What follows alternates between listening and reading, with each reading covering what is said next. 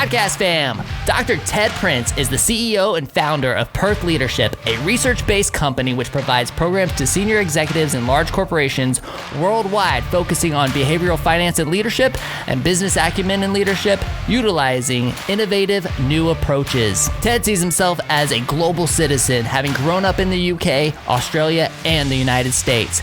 He's proud of his wide experience in many organizations, continents, and subject areas. He's a keen runner, writer, reader, and contributor. He has written a blog for many years, run several companies, written several books, and we're honored to have him on today's show. Enjoy this episode.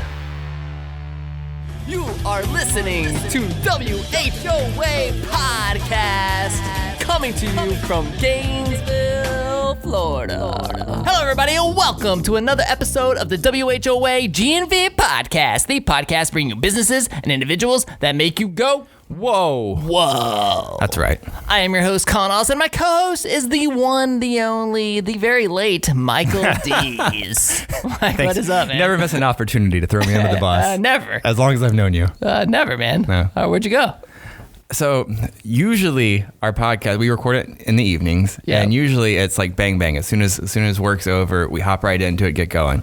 But I noticed on the calendar it was pushed back a little bit, probably because this is like typical busy season at the scooter dealership. I assume I'm trying to get in your head. Yep, you're right. And so I was like, all right, I think I've got enough time to squeeze in some side hustle. I do some grocery delivery and stuff like that. And so I booked some deliveries. So you like legit went to work? Yeah. All right. Yeah, I mean, I'm here. So the first time, I've been doing this for a couple months, and for the first time ever, like I went to the delivery address and it was completely wrong. Completely wrong. On a podcast recording night. Yeah. Oh, well, so like I ended up down the street at some hotel and was supposed to be at an apartment complex in Midtown, and that totally threw me off. That was the 15 minutes. Okay. But anyway. Well, you were right. So I did push back this recording a little bit because I was expecting it to be a little bit busier today, but it was cold outside, so I figured it got real cold at the end of the day. So maybe that's what had the impact. But you guys, super excited to get in today's episode. But before we do, definitely want to give love to our sponsors, baby. The GNV Commercial Advisors at Colliers Gainesville. Gainesville is growing every day, and no one knows that better than the GNV Commercial Advisory team at Colliers Gainesville. They help businesses and investors of all sizes buy, sell, lease, and manage their properties in North Central Florida. The GNV Commercial Advisory team has the most local experience and expertise in town, plus the resources of a global firm to get your commercial real estate deal done. Ready to get started on your next commercial project, Gainesville? See what they can do for you at colliers.com/Gainesville. That's right. And podcast fam, if you own a business and want to get your message in front of Gainesville's incredible business owners and professionals, we have easy and affordable pricing options, and you can check out all of the phenomenal local businesses that are fueling our mission at whoagnv.com/sponsors. That's right, y'all. If you are interested in being a sponsor, hit me up directly at Collin@whoagnv.com. Did you notice that we changed those email addresses this week? It's about time. That was pretty good. I always kind of wondered about that. Hey, why don't we have whoagnv.com email addresses? Well, we do. Collin, Collin @whoagnv.com. We would definitely appreciate your sponsorship. You want to get in front of those business owners, baby? Hit us up. We will do it all up. You ready to go? Let's do it. All right. Today on the show, my friends, we have Dr. Ted Prince, CEO and founder of Perth Leadership. Ted, welcome to the show. Thank you very much, Collin. I'm delighted to be here. Well, I'm super excited to have you, my friend. And let me just kind of like set the stage a little bit, because so I actually met Ted the year before last when I went to a mentor-mentee dinner that Darren Cook invited me to. And I got to see Ted speak there. I got to ask a bunch of questions. It was really, really great. And then this year, Darren invited me to be part of his mentor program, his mentorship program. I was a mentee. And at the end of this program, like, I got to have a couple of one-to-ones with Ted. It was very enlightening, definitely eye-opening, and just a wealth full of knowledge. And the entire time, that we were speaking, I'm thinking to myself, man, I really want to know this guy's story. I want to know this guy's story. So I invited Ted on the show to come and share his story. So Ted, like I'm really excited to get into this. Man, hit us with it. Like I want to know how you got your start in business, entrepreneurship, leadership, and what brought you to Gainesville. All of it, my friend. Well, you know what? Once I talk, this might be too much information. You know what I mean? Hey, it's okay. It's a little bit too much there, Ted. Right? Hey, that doesn't bother me. Well, I'm English, and English are good talkers. Usually we talk better if we've got a cup of tea in front of us. I don't know if sparkling that water. counts, but sparkling waters. It's a little bit healthy, which is kind of worrisome, but I'm pretty sure I have a stash of Earl Grey in there somewhere. But do you? Yeah, that's still healthy. It's like I was saying to Collin, I didn't have breakfast this morning. He said, "Did you have lunch?" I said, "No," and I didn't. He didn't ask me why, but I was about to tell him that eating is very unhealthy. It's very bad for you, right? You got to look at the other side of things. You know what I mean? Right. So eating anything is unhealthy for you. Well, if it's unhealthy, if it's like good, it's obviously unhealthy, right? Unhealthy stuff is bad for you. Food is unhealthy, right? Okay. So as long as you keep off food, you'll be fine, right? Okay. And that probably counts Earl Grey, right? Probably. Amongst that, right? Got it. But anyway, yes, I've been around. As you detect, this is not a Brooklyn accent, right? When I came from Australia many years ago, I moved from the capital of Australia, which is called Canberra, and it's about the same size as Gainesville, believe it or not, although it's the capital of Australia. And when I moved to New York, where I went to New York first of all, I'd often see Australians. They'd come and visit me, and I'd always joke that the block I lived in New York, probably had more people than Canberra, right? So that was a big change, right? Yeah. That was unusual, particularly as when I moved to Australia as a young kid, I moved to a farm in the outback. And that was interesting. On the farm in the outback, you'd have, of course, all dirt roads, and sometimes you'd be driving on a dirt road in a truck. And if you saw a truck coming to you from the opposite direction, it would have been the height of impoliteness not to stop and talk to them. You wouldn't have to know them. In fact, you normally didn't. So they had a truck, you would stop, and they'd probably have a load of sheep, and then you'd say to them, "Wow, that's a fine load of sheep you got there, right?" And they'd say, "Yeah, what are you doing with them?" I'm taking them to the market. How much are you going to get from, right? This is the sort of talk that I went through, right? And it was a very big change when I came to the US, New York, right? So, How many people in the U.S. have you asked what they're doing with their sheep? Well, that's a great question. So I'm going to ask you stuff again. I hope I don't embarrass you. Okay, what's the population of the U.S.? 350 Hey, million. boy, God, genius, genius. What's the population of Australia? 30 million. Wow, my God, you're unbelievable. Okay, we're going to have to make this a bit harder, right? How many sheep are there in Australia? 350 million. I think you've mugged up on this. You've seen this before. Actually, funnily enough, it varies depending on whether it's a good year or a famine, like a drought year. But in a good year, it's about 350 million. No kidding. So, okay, I'm just going to have to ramp this up here. Do you know what the most plentiful animal is in Australia other than a kangaroo? The koala. Not bad, but it isn't one of them.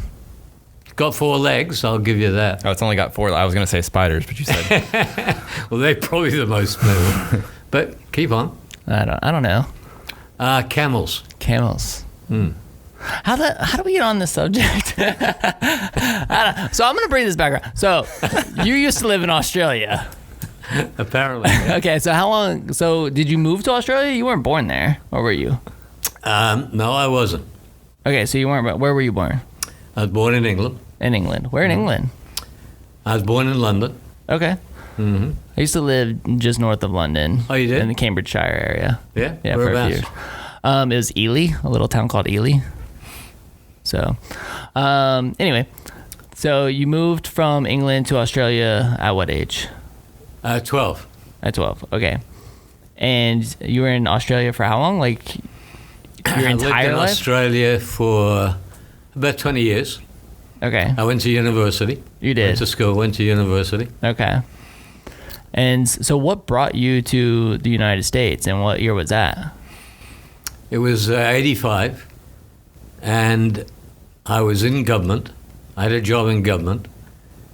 And in fact, I was the head of IT for the Social Security Agency.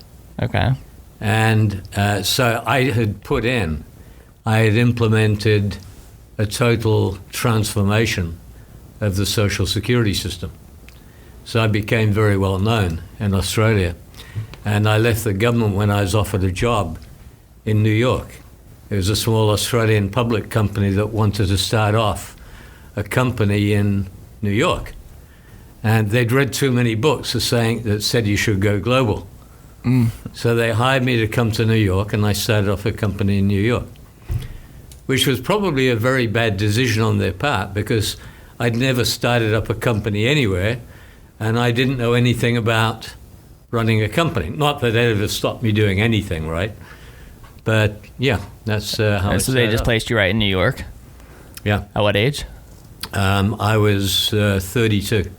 Okay, so how long what was that process like, and how long were you doing that?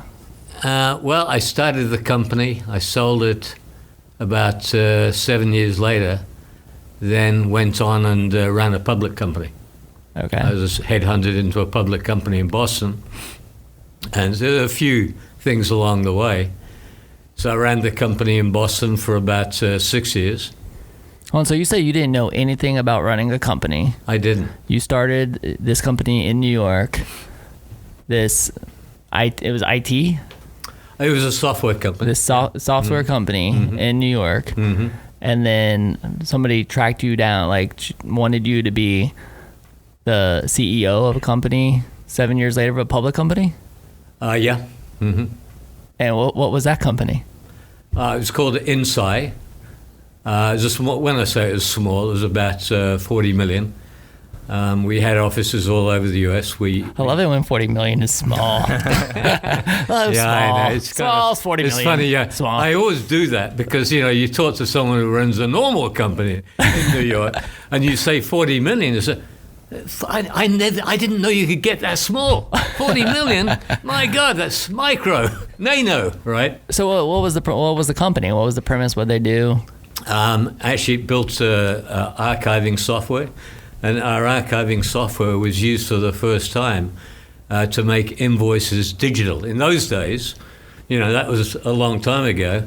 What years? Do you remember the years? Yeah. I went into that company in 1995, and I was there for 6 years.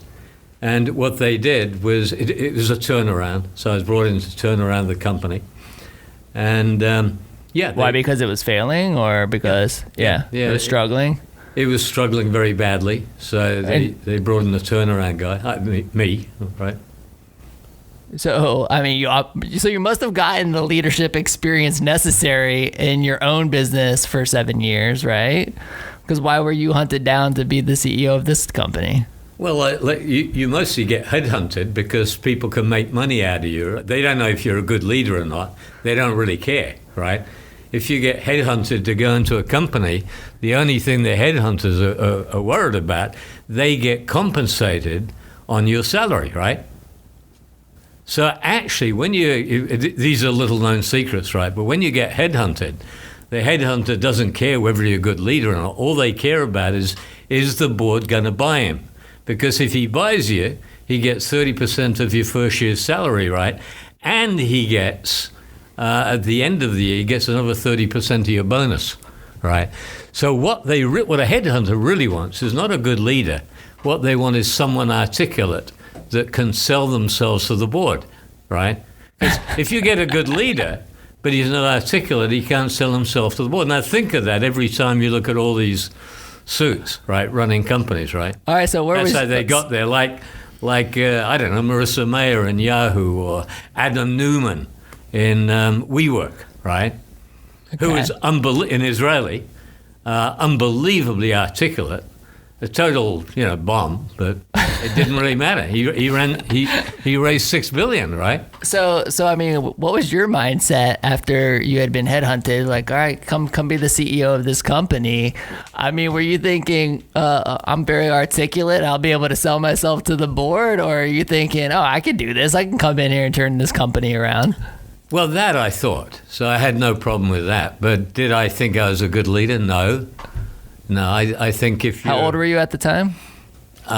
Probably 38 or 40, something like that. All right. Yeah, that's my age. I definitely think I have some improvement to do. Well, as you know... Better than when you were 20, though. 25, right? Well, there's some progress along maybe the way. yes, maybe no. But, I often tell people, we've done some coaching together and mentoring, right? And I'll often ask people... Just like you just asked me, what age are you? So I'll often ask them, what age are you? So maybe you tell me you're 40, right? So my first response is going to be, well, you've got another 55 years of life. Right. What are you going to be doing? And someone says, I don't know. It's a hell of a long time to be bored, right? Mm-hmm. Yep. Number one, right? And number two, if you know it all now, you don't have anything to learn. You're better off starting off knowing nothing, right? Because then you learn something. If you know too much when you're 20, what the hell you got to learn? You're not going to have any fun, right? Yeah. All right, so you step into this company. You worked there for how long? 6 years. 6 years. So did you save it? Did you get it turned around? I turned it around, and then the board fired me I did two contracts, 3-year contracts. And they fired me after. They didn't fire me because it was the end of my contract. They fired me. It was in the dot-com bust, and our stock suddenly plummeted. So when you're a CEO of a public company, once your stock goes down, your history, you're toast, right? And that's normal. Yeah. So what do you prefer? Do you prefer being the CEO of a public or a private company? Well, in all your years of experience. Actually, you know what the real issue is? The real issue is not so much whether it's private or public. The real issue is, do you own it or not? Now, number one, if you're running a company, running a public company is approximately 1,000 times harder than running a private company. There's absolutely no comparison because as a public company CEO, you got the SEC breathing down your neck. All your shareholders want to sue you. The more the merrier, right? Mm-hmm. And there's all these laws that big companies don't have to obey because they got a lot of money. They can pay off the SEC or consultants. They can pay off their lawyers. But if you're in a small public company, you don't have enough money to pay anything off. So running a small public company, running any public company is 1,000 times harder than a private company. And running a small public company is 1,000 times harder than running a big public company. Because in a big public company, you got a problem, right? Someone comes and says, I don't like the way you've accounted for your revenue this year. Well, if you're in a big company, you get the CFO, you say, put a team together, right? He puts a team of lawyers and accountants. They figure the answer out. They come back and say, we got the answer. We've had it checked. It cost us $1 million. Here's the answer. Bye-bye. If you're in a small company, you got to do that on your own, right?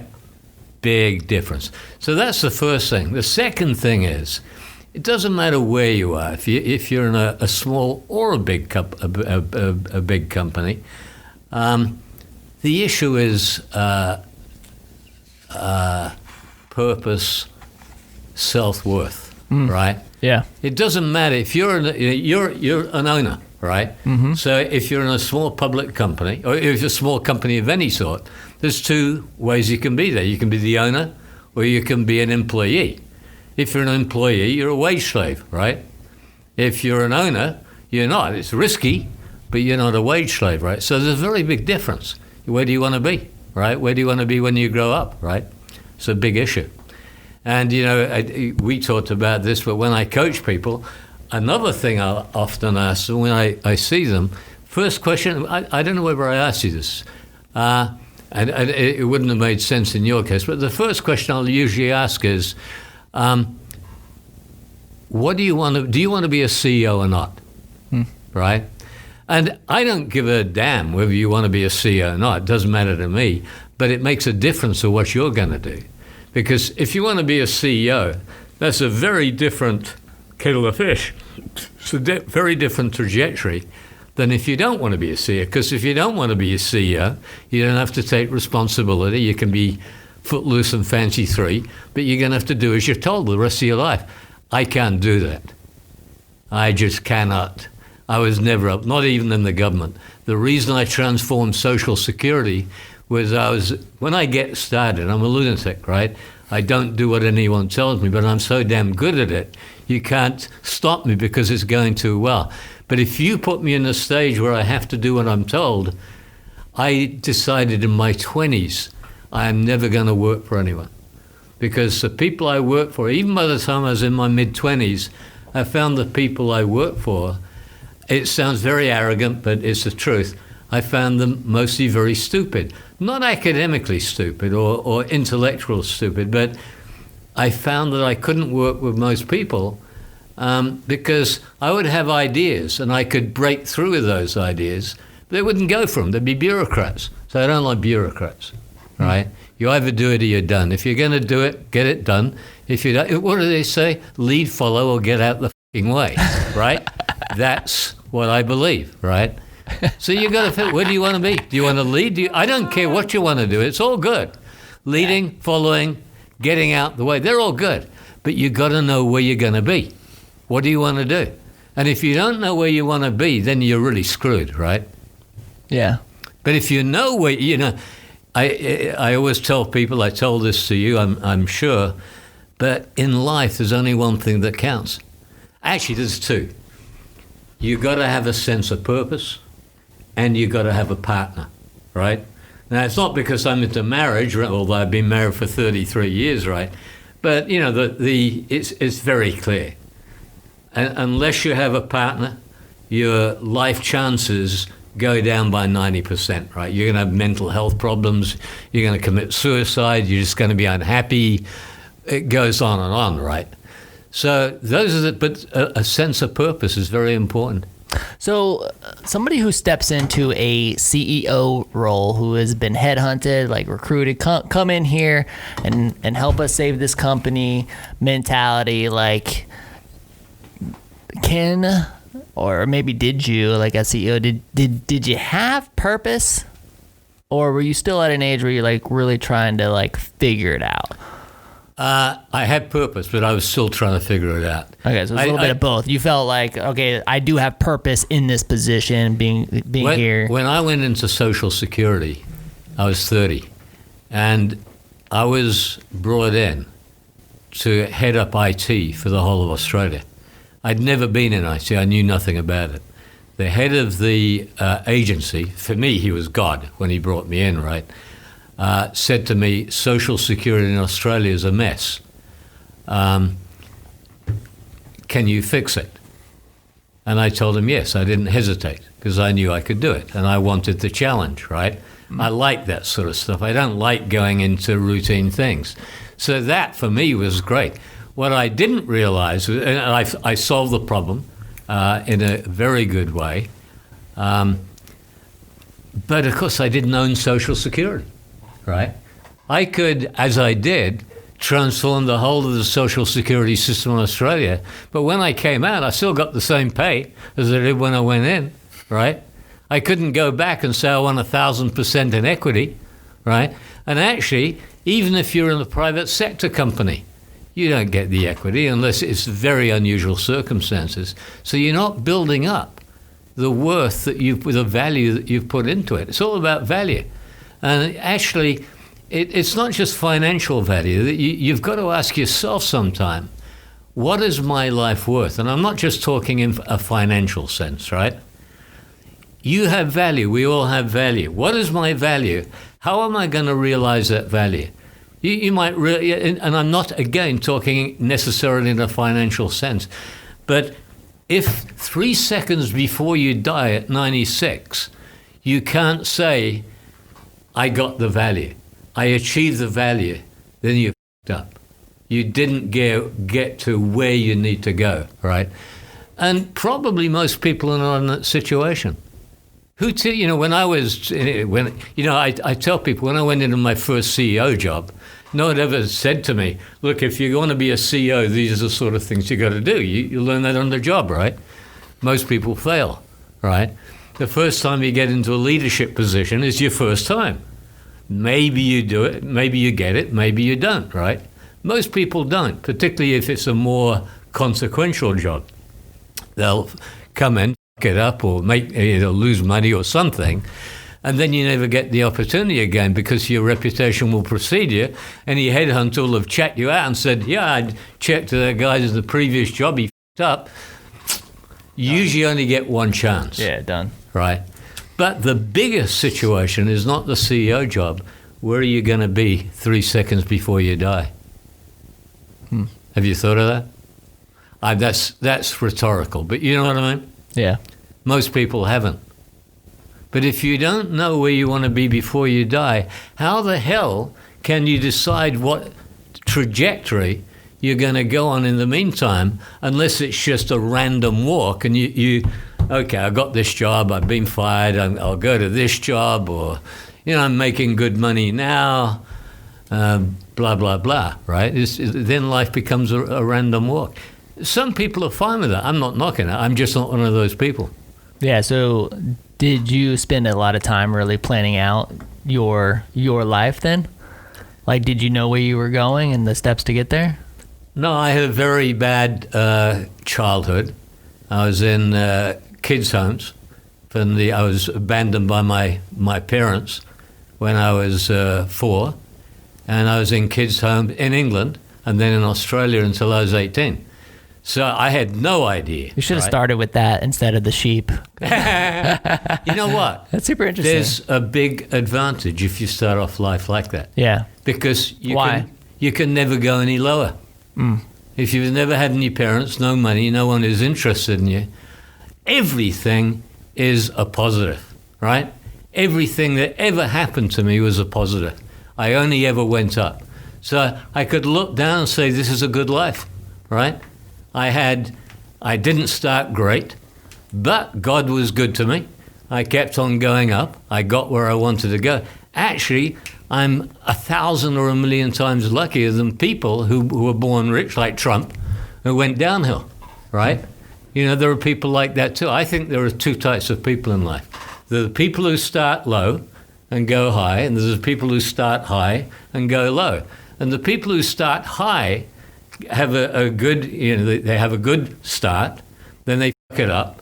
They get divorced, they commit suicide, they have mental health problems, right? They end up unhappy. That's not a good life, right?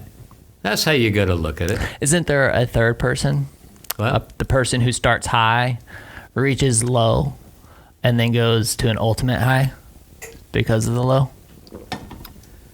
Do you know people like that?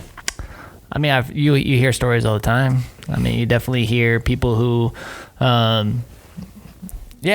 I mean, I definitely hear people like that. Entrepreneurs that I admire, even people who like they were doing well, and then maybe they go completely bankrupt and hit rock bottom, and then from there, like start the climb all over. But they're so much better for it. For me, that doesn't make sense. Let's say you're an entrepreneur and you start off, you have a good upbringing, you go to a good school, then you start something, you fuck up, you hit the low. But the way I would look at it is you always had a family. You always had people to look after you. When you came home, your mother cuddled you, right? You start off like I did. None of that exists. I didn't know what a family was till I got married the first time. My first marriage was a disaster, and I was the problem because I didn't know how families worked. I'd never seen a family. I'd never seen people having affection, stuff like that. So for me, if you if you had a good family background and emotional stability, you got it all when you were a kid. Okay. Right? Everything else is, like a bonus. Yeah. You know what I mean? And so you go down. Doesn't matter. You come through kids' homes when you're a kid. You come out thinking you're right? You think you have no self-esteem because everyone tells you in group homes, you're here because no one wants you. You were abandoned. There's a reason you were abandoned, right? So you grow up between the years of 4 and 18 thinking that you're the world's biggest piece of shit. So when you go out, you have to get from there, right? I went to university as a total accident. And I was very lucky, incredibly lucky, right? I didn't know, the day I walked into university, I didn't know what a university was. I got into a line, and I'd been told, I'd got a telegram, right? Turning up at this university. I had a girlfriend, I was just out of the kids' home, and I told the girlfriend I got this telegram. And what is it? It's something about a university. What's a university? And she said, just go. So I went, and there was a line, a registration line. So the girl I was talking to the girl in front of me, and she said, so what degree are you going to do? I said, what's the degree? And then I suddenly realized this probably sounds very stupid. So I said, what are you doing? And she, I'm going to do arts. And then she said, well, what subjects are you going to do? I don't know. And so I said, what subjects are you going to do? And she said, well, I'm going to do philosophy, French, psychology, and political science, right? So we went through the line. I got to the head of the line, and the guy at the head of the line said, what degree are you going to do? I said, arts. He said, what subjects are you going to do? I said, French, psychology, political science, and philosophy, right? That's how I started, right? So I didn't know.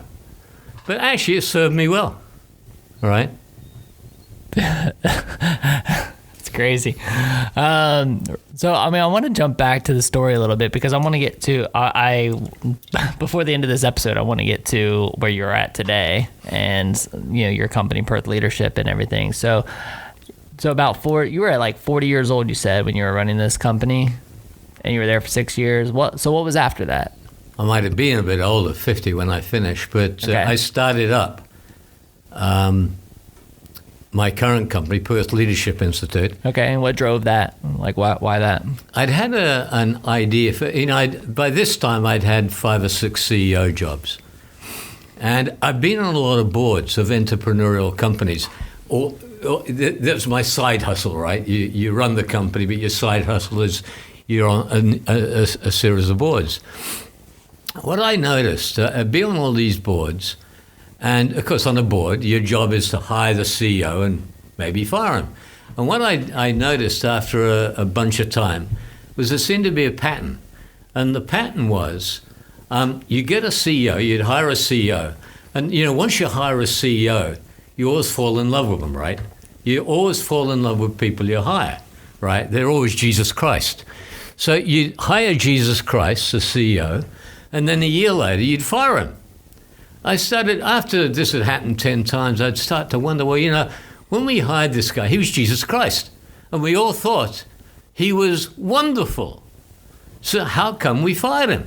Because he's charismatic, he's articulate, he's ambitious, he's smart, he's driven. What isn't there to like? And I realized, it sounds simple, but it wasn't for me anyway. And what I realized after a period of time was the reason we fired all these guys, they didn't make money. Duh, you got to make money, right? So I started to wonder then, there are tests for leadership, but they don't do that. They were never designed to see whether or not you can make money. I wonder if you can devise a test, psychometric test, that will tell you reliably whether someone will make money based on their behavior, not based on whether or not they'd run 10 companies that all made money, right? Could you do a behavioral test? So what I did is I started figuring out, I started doing some CEO coaching, And I had ideas about it. And I had a friend I talked to. Actually, he was at a university. And he told me, Ted, you should write a book about it. Well, I had been a working stiff my whole life. I hadn't been an academic. Well, I've got a PhD, but I wasn't an academic. And the guy said, well, you should write an article. And I told him, don't be stupid. I can't do that. I'm not an academic. And he said, no, give it a shot. So I wrote an article, submitted it at MIT, and they published it immediately. So I thought, wow, this is a bit easier than I thought. And this friend had been telling me, you should write a book. So I wrote a couple of chapters, called up McGraw-Hill. They asked for a copy, and they published it, right? Just like that. So, wow. So this was the nub of the matter. I'd written the book. I was feeling pretty good about the theory. There's a theory here, right? And I got a call one day from a professor at Columbia University. In fact, he was the head of their entrepreneurship school. And he said, I read your article at MIT, and it's very intriguing. Would you come down and give us a lecture? So I was down here at that stage. I went up to Columbia, gave him the lecture, and at the end of the lecture, he came up and said, it was brilliant. And then he asked me a question. And I had always known someone was going to ask me this question. I didn't want them to ask it because I knew I didn't have an answer. The question he asked me, which I'd been expecting and I was hoping I could avoid until I died, was, this is a brilliant book and it's a brilliant thesis. Do you have a test? And of course I didn't. It was just a theory, right? It was a good theory. It was an intriguing theory. It's why he invited me down. But bullshit. It was theory. Theories are bullshit, right? So on the spot, I thought about this in that very second. And I said to myself, I've either got to put up or shut up. So I put up. I'd made money in my previous jobs, particularly in the CEO, the public company job. And I tried to get venture capital, but the idea was too wacky. It was way out there. But that never stopped me. So I decided I was going to spend my own money, which I did. It took me 5 years. I funded the company myself. I put together a team of 10 to 15 people from people all around the US. And I devised a set of psychometric assessments that I then used I've used them for the last 15 years to do assessments, mainly with big companies. I've Coca-Cola's been a client, BMW, and so on and so on.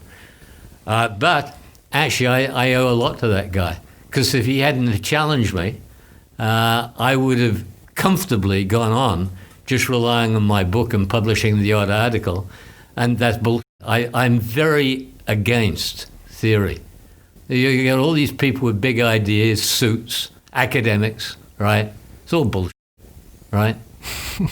If you haven't done it, you haven't done it. You know what I mean? Yeah. So why did you need that kick in the pants from the Columbia professor? That's a good question. I think it's a good question. I think the problem was my life until then had been too comfortable. I think I'd had a series of successful CEO jobs. I'd made money. When you're a CEO, everyone bows and scrapes, even if they think they don't, right? And you enjoy that. You enjoy the adulation. Who doesn't, right? And so you get comfortable. I was comfortable. I'd done too well. I was comfortable. And actually, he wasn't nasty. He was quite nice. But actually, I could feel the sarcasm dripping out of him, although he wasn't being sarcastic. It was a natural, honest, courteous question. And he wasn't trying to be sardonic. He was just being honest. And he, bang, hit me right between the eyes, and he was right. And I recognized immediately, he's got me. I've either got to put up or shut up. But you said you had feared this question for a while. Yeah, I was doing what everyone else does, right? Who doesn't lean back and take the path of least resistance, right? Okay. I'm no different to anyone else. If you've got a path of least resistance and it's easy, what the hell? Most people do that, right? Most people won't take the hard route. You try coaching people on their future. You try testing them. Our test is uncannily accurate. It's unbelievable. On our tests, I can show you, I can prove to you, 12% of people make money, 88% of people don't. In my vocabulary, they're losers. You talk to those people, all right, and I'm right, they don't want to know.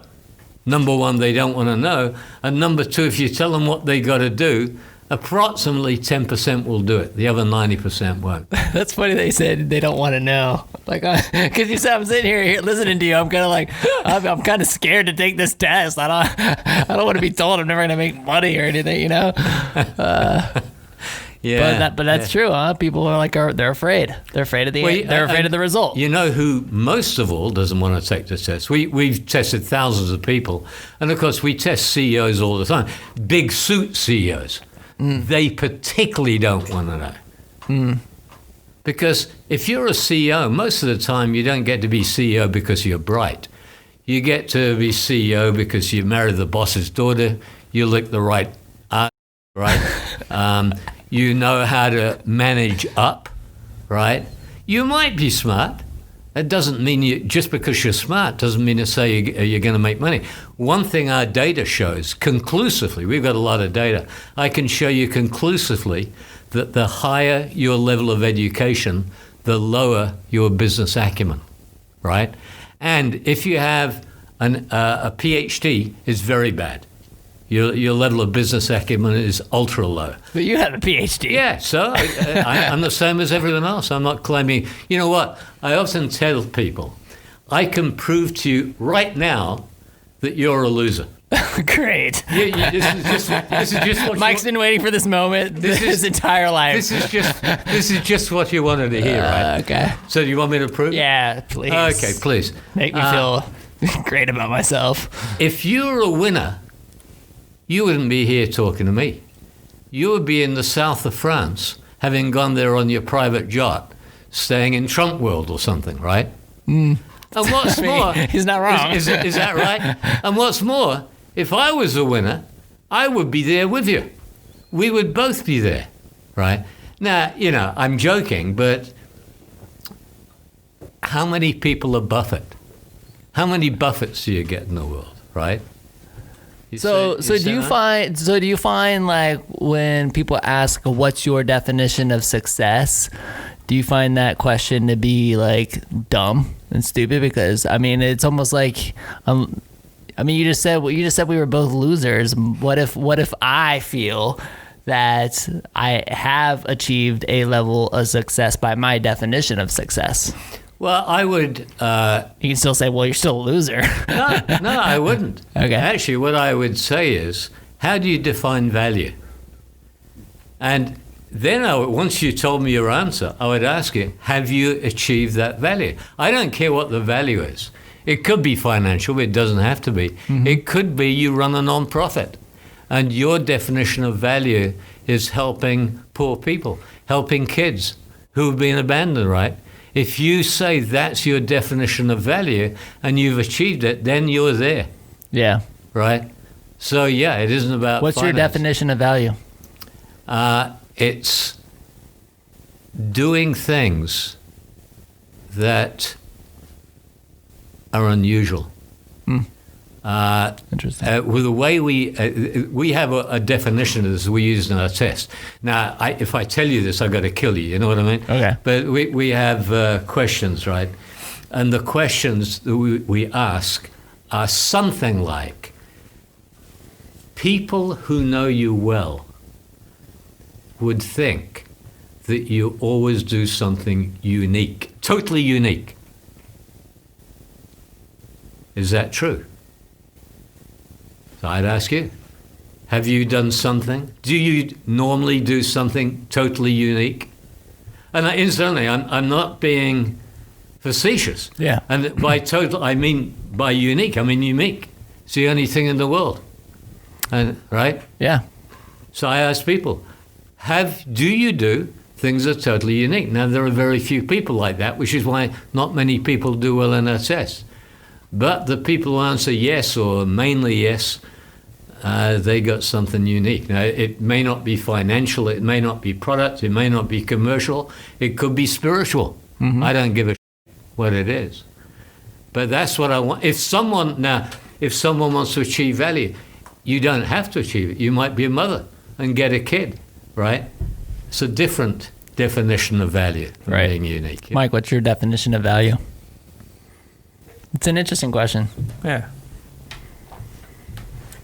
I just think of in a more kind of textbook sense, like what are you producing? What is your output versus the cost of doing so? Like whether it's an investment or financial or it's intrinsic, it's like what does it cost you to do something, and how much can you give in response to that? But that's a very like Merriam-Webster type, like, Yeah. So but for you, how do, like the same way he answered, like what's, so like for me, like when you were asking that question, saying, I'm thinking to myself, I was like, oh, the value for me is absolute freedom, the ability to do what I want, when I want, whatever. And am I there yet? No, not quite. Definitely making progress, but that's it. Like, I mean, that's one of the reasons why I got into entrepreneurship to begin with, because I did, again, kind of going back to the bureaucracy. I did not want to be under somebody else's rules. I wanted to be able to make the rules. I wanted to be able to create the uniqueness of a company. I wanted to be able to look at business and be like, I'm going to go do something completely opposite. And yeah, like that's what it was for me, and definitely making those steps. But for me, it's freedom, man. It's the freedom to do whatever, whenever. Yeah, I agree with that. I think that's a big definition of value. Then the issue you have to ask then is the value I'm achieving of freedom, is it sustainable? Right? Have I got something which is sustainable?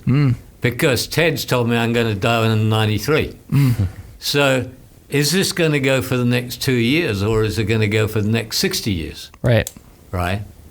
That's what I would ask. Because otherwise you've got value and it's not sustainable, and then it's not value.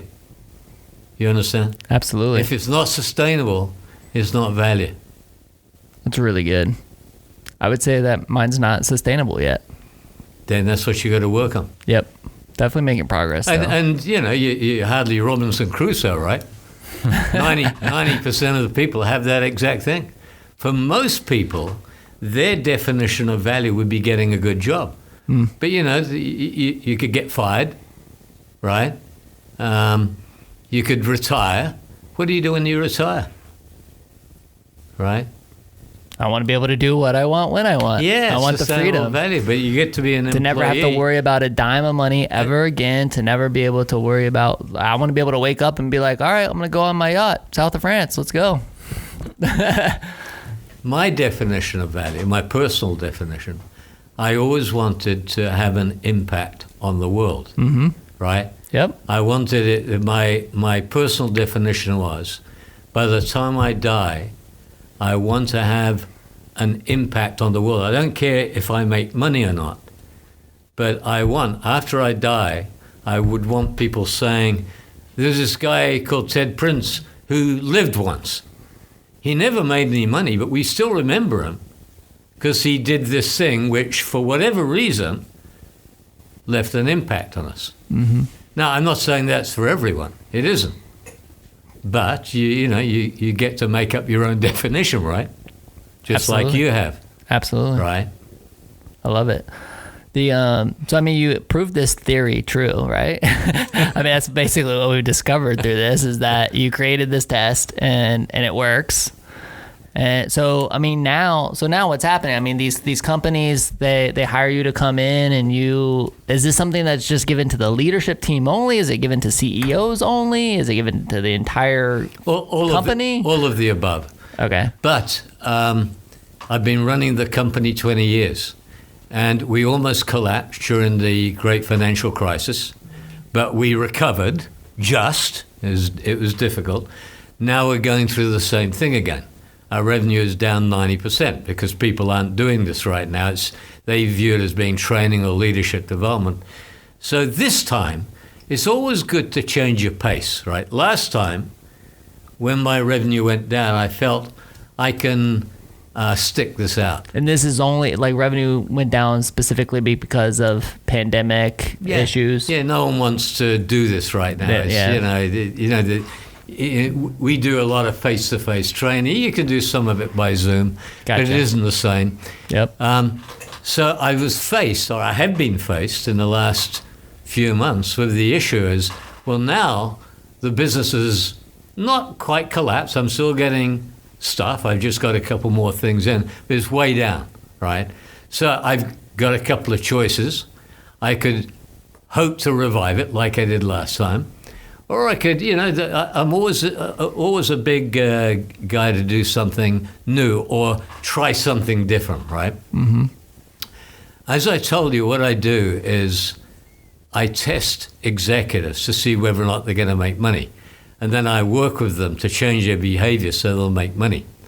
And I realized probably 10 years ago that I'd inadvertently found a new way to rate public companies, to rate the management teams. Because if I can rate you, I can do it on all the management team, and then I can come back and say, yeah, forget about Collin.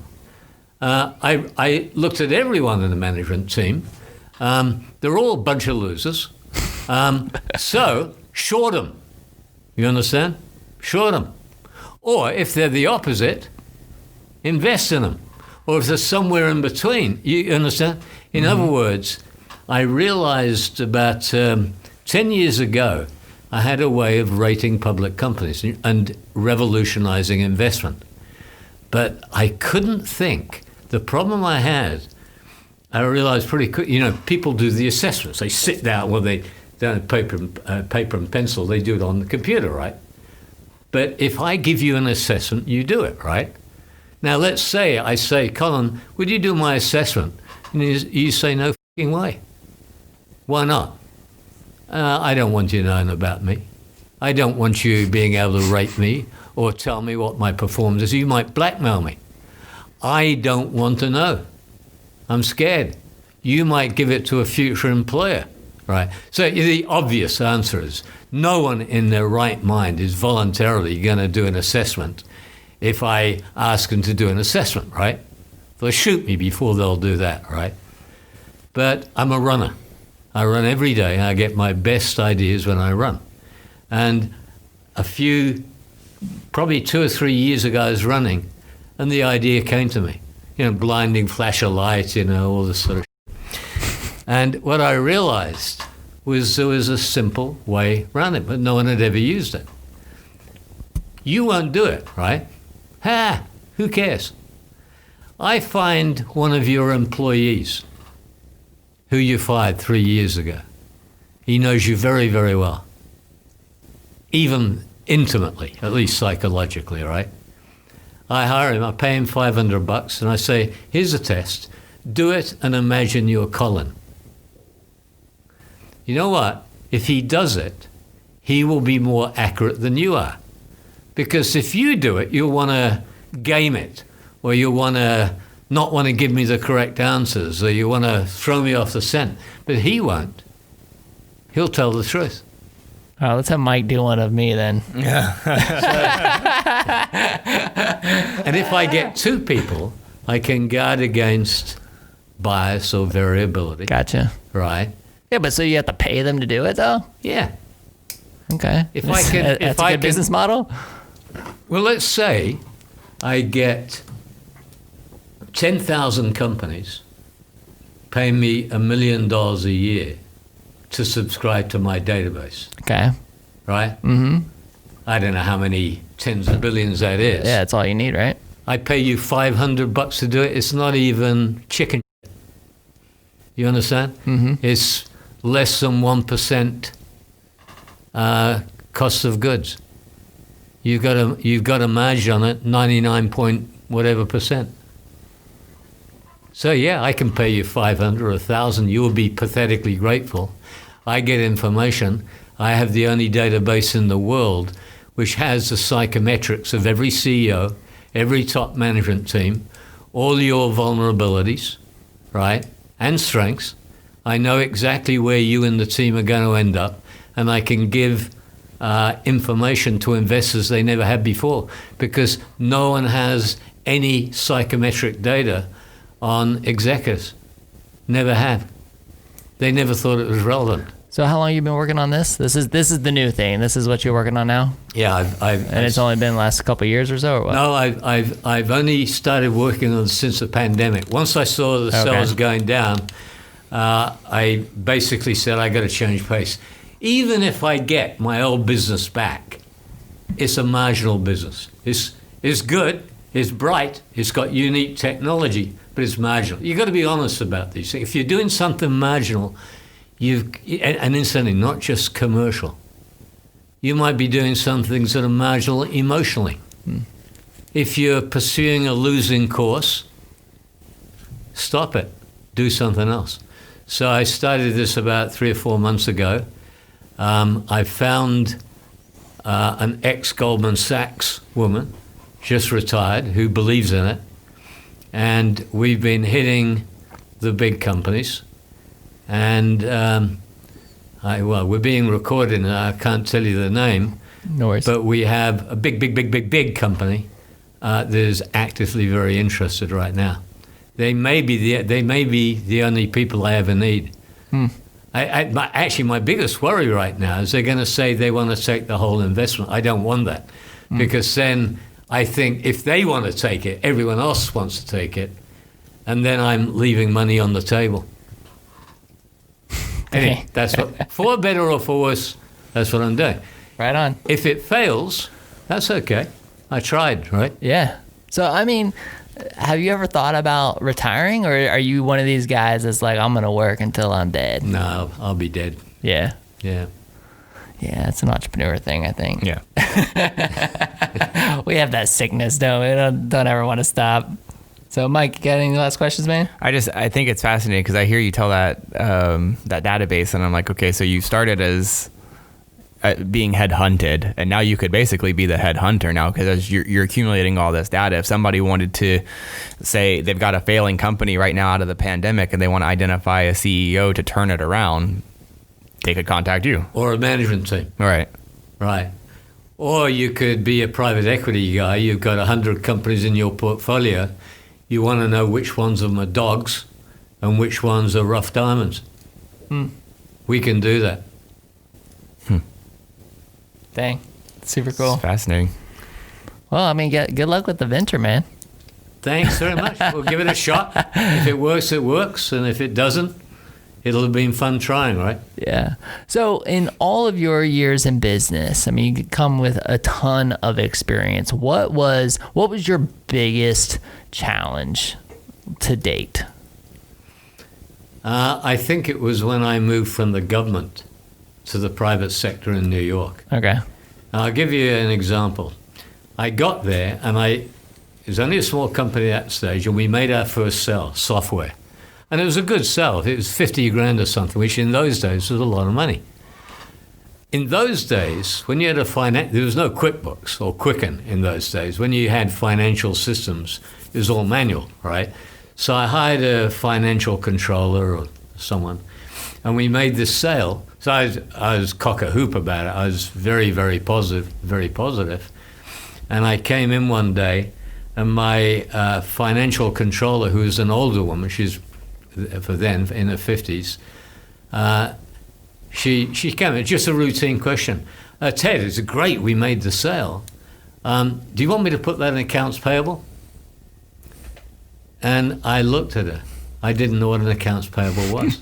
That's how stupid I was, because I come from government. And I could see, as I said to her, probably stupidly, I said, well, what's accounts payable? And then I could see immediately. She's like, She was aghast. You know, this guy is my CEO. He doesn't know what a fucking accounts payable is. What did I... I immediately called up NYU and enrolled in a course. It was the equivalent to Accounting for Dummies or something. Sure. You know, it's very simple. It gave me what I needed. And, you know, I always tell people, before I became a CEO, I was critically deficient in so many areas. I didn't know about anything in many areas. One of them was accounting. No one ever told me you need to know that, because how the hell are you going to read a balance sheet? Right? That's what I do in my current job, right? I'm looking at your financials, right? And the other thing I never did, which was a critical deficiency, is sales. I never, because people look down on sales. A lot of people think it's a kind of dirty term. Yeah. You're a sales guy. They do. I just wish someone had taken me aside when I was doing my PhD and said, forget all this stuff. It's all bullshit. You need to learn how to do sales. My youngest daughter is a salesperson. I guided her into it for that reason. Because I think the best training to be an entrepreneur, there's a lot of training. One of them is sales. Yeah. Man, it's been super fascinating. So thanks for coming on the show. Yeah, likewise. You said if anybody wanted to connect with you, like you're on LinkedIn, you got like 25,000 connections on LinkedIn. Yep. That's your platform. Yeah, just look up Ted Prince. So find Ted on LinkedIn. And man. So I got the tie to Darren Cook, but what brings you to Gainesville like today? Like why?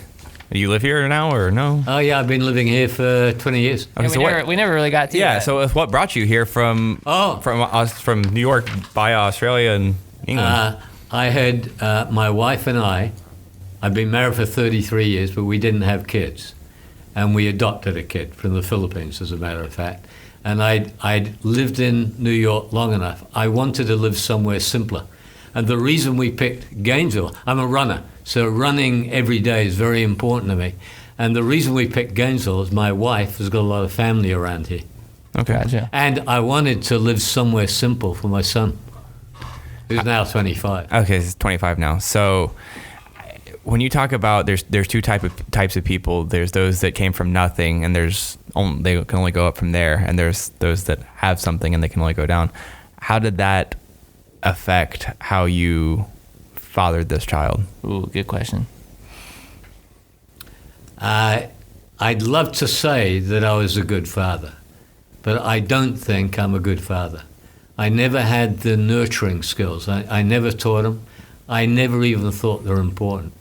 My wife brought them up, and she did a brilliant job. But I think because of my childhood, I missed out on critical parenting and nurturing skills because I'd never seen it. And it was only when I got into my second marriage I started to realize what a normal emotional environment was like. So fortunately, my wife had a normal upbringing, is emotionally very smart, she's extroverted.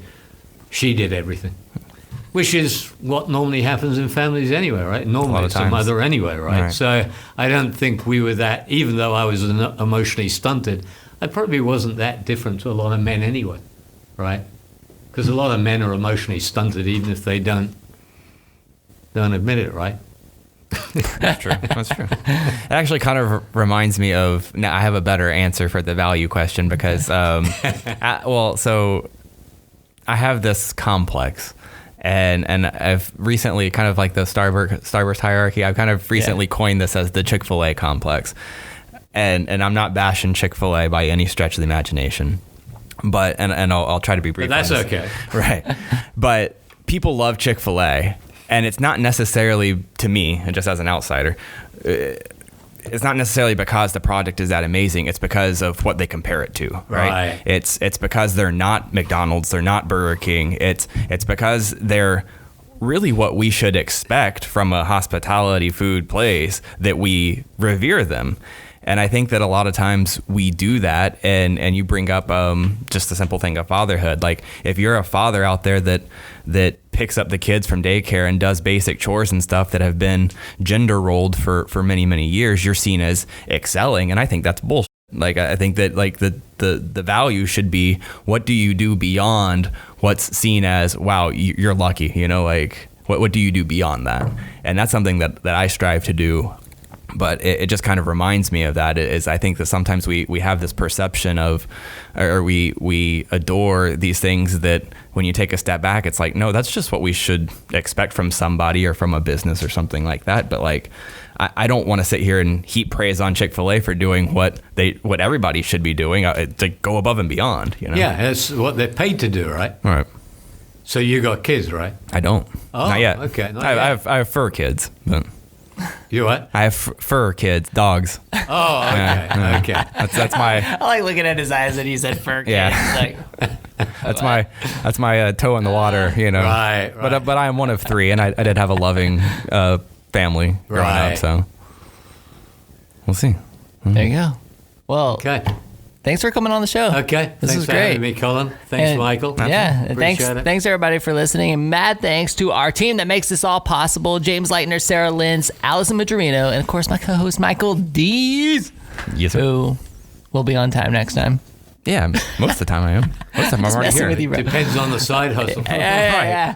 And podcast fam, if you were driving and didn't have a chance to write down the information of our incredible sponsors that make this show possible, don't worry, we've got your back. Just go to whoagnv.com/sponsors or simply click the links in the show notes of the episode, and they're right there for you. That's right. And before we wrap up the show, thank you to Kyle Cohen and team over at Leonardo's Pizza Millhopper. Leonardo's Millhopper offers the same classic food, family-friendly atmosphere, local beers on draft and in cans, and they even have a beautiful upgraded wine selection. During these times, they're implementing safety precautions, of course, with masks for guests not at a table, masks for all team members, limited seating, and these guys even purchased some UV sanitizing lights to make sure the restaurant is virus-free. It's Going pretty above bad. and beyond, exactly. baby. That's exactly right. So we love their heart and their heart for Gainesville. They're so supportive of us and this community, so please support them. How can you do that? Order takeout or delivery on leonardosmillhopper.com through 352 delivery, or through 352 delivery. Also, they are now catering orders. You can treat your office to some delicious pies and garlic rolls from our friends at Leonardo's Millhopper by going through ezcater.com. That's the letters EZ, cater.com. Or you can order dinner tonight from them at leonardosmillhopper.com or by phone at 352-376-2001. Love Kyle. Love Leo's Millhopper. Love those garlic rolls. You guys order from Leonardo's Millhopper and get pizza for the entire team, y'all. Do it this week. Support Leonardo's Millhopper. We're super grateful. Who for doesn't them. love an office pizza party, man? And of course, when you call them, say, I heard you on the WHOA GNV podcast, the podcast bringing you businesses and individuals that make you go, whoa. Give us your best whoa. Whoa. We'll see you later. Bye. Okay.